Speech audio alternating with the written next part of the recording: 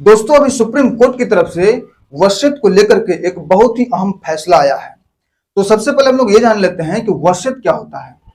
तो अगर हम वसीयत को सबसे आसान भाषा में समझें तो वसीयत एक ऐसा कानूनी दस्तावेज होता है जिसमें कोई व्यक्ति पहले से अपनी इच्छा को जाहिर कर देता है, पहले से ये निर्देश दे देता है कि हमारी संपत्ति का बंटवारा कैसे कैसे होगा और हमारा संपत्ति किस किस को कितना मिलेगा। और वसीयत की राशि तभी मिलेगी जब जिस व्यक्ति ने वसीयत को बनाया है उसकी मृत्यु हो जाने के बाद ही उस वसीयत की धनराशि उसे मिलेगी। और अब हम लोग ये जान लेते हैं कि वसीयत कौन कौन कर सकता है।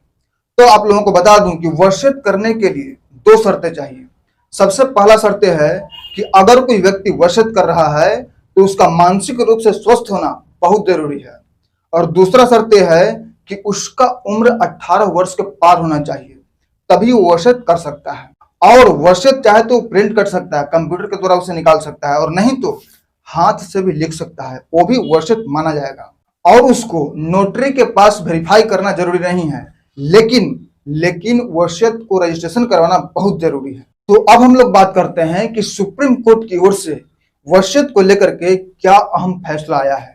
तो आप लोगों को बता दूं कि सुप्रीम कोर्ट की ओर से वसीयत को लेकर के अहम फैसला ये आया है कि अगर कोई वसीयत रजिस्टर है तो उसे हर हाल में असली माना जाएगा।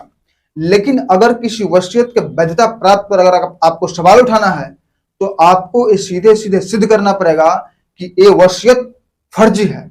फर्जी वसीयत का मतलब ये होता है कि अगर कोई व्यक्ति वसीयत को बना करके मृत हो गया, मतलब उस जिसने वसीयत को बनाया उसकी मृत्यु हो गई, तो ये कहना कि उस व्यक्ति ने इस वसीयत को बनाया ही नहीं है, कोई दूसरे व्यक्ति ने इस वसीयत को बनाया है। दोस्तों, आज का वीडियो बहुत ही ज्यादा इंपॉर्टेंट है, क्योंकि अगर आप इस वीडियो को देखेंगे और समझेंगे तो अगर कभी भी आप अपने परिजनों के लिए वसीयत बनाएंगे या आपके परिजन कभी भी वसीयत बनाएंगे तो मैं आपको कुछ सावधानियां बताऊंगा जिससे कि आप बरत कर आगे होने वाले प्रॉब्लम से बच सकते हैं। तो अगर आप वसीयत बना रहे हैं तो आप अपने वसीयत में जिन जिन लोगों को लाभार्थी बना रहे हैं, मतलब कि जिन जिन लोगों को आप अपना हिस्सा दे रहे हैं, तो उसका नाम और हिस्सा देने का कारण आपको साफ साफ लिखना होगा। और अगर आपके वसीयत में कोई नाबालिग है तो जब तक वो 18 वर्ष का नहीं होगा तो उसका देखभाल कौन करेगा, ये भी आपको साफ साफ लिखना होगा।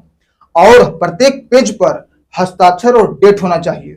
और यही नहीं, अगर कोई व्यक्ति अपने पुत्र को अपने वसीयत से वंचित करना चाहता है तो ये भी साफ साफ लिखना होगा कि ये मेरा पुत्र है, मैं इसे अपने वसीयत से वंचित करता हूं, मैं अपनी संपत्ति इसे नहीं दूंगा।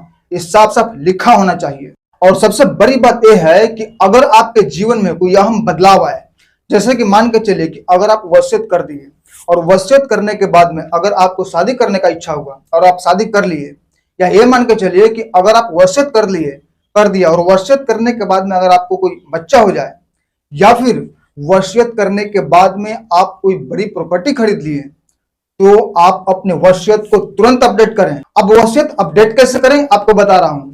जैसे कि मान लीजिए कोई व्यक्ति अपना वसीयत बनाया तो मृत्यु से पहले जब चाहे तब वो अपने वसीयत को निरस्त कर सकता है, उसे कैंसिल कर सकता है।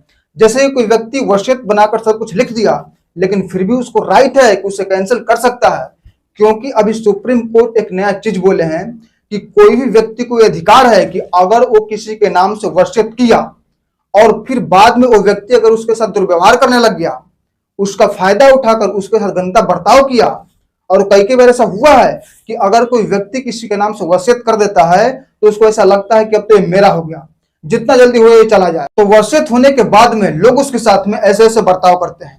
तो इसी चीज को समझते हुए सुप्रीम कोर्ट ने साफ साफ कहा है कि कोई भी व्यक्ति अपने आखिरी क्षणों तक अपने वसीयत को बदल सकता है। मतलब कि वसीयत अपडेट करने का मतलब कि वसीयत करने के बाद में अगर कोई शादी कर ले, या वसीयत करने के बाद में अगर कोई बच्चा हो जाए, या फिर वसीयत करने के बाद में अगर कोई नया प्रॉपर्टी खरीद ले, तो पुराने वसीयत को खत्म कीजिए, उसको कैंसिल कीजिए और नया वसीयत बनाइए। इसी को वसीयत अपडेट कहते हैं, इसी को कहते हैं वसीयत अपडेट करना। उसके बाद में कुछ और सावधानियां हैं जो हमें बरतनी चाहिए।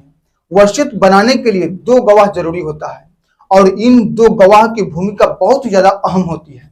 और सबसे पहली बात, ये जो 2 गवाह होते हैं वो ऐसे गवाह होने चाहिए जिनका कि इसमें कोई निजी स्वार्थ ना हो और इन दो गवाह ही सुनिश्चित करते हैं कि कोई व्यक्ति अपना वसीयत अपने सामने कर रहा है और वो इतने लोगों को दे दिया है। और इसके बाद अगर कोई व्यक्ति का नाम वसीयत में लिखा है लेकिन फिर भी उसको वसीयत की संपत्ति नहीं मिल पा रहा है, या फिर वसीयत की संपत्ति का बंटवारा नहीं हो पा रहा है, या उस संपत्ति को देने से कोई गलत तरीके से रोक रहा है, तो वो उसके खिलाफ कोर्ट जा सकता है।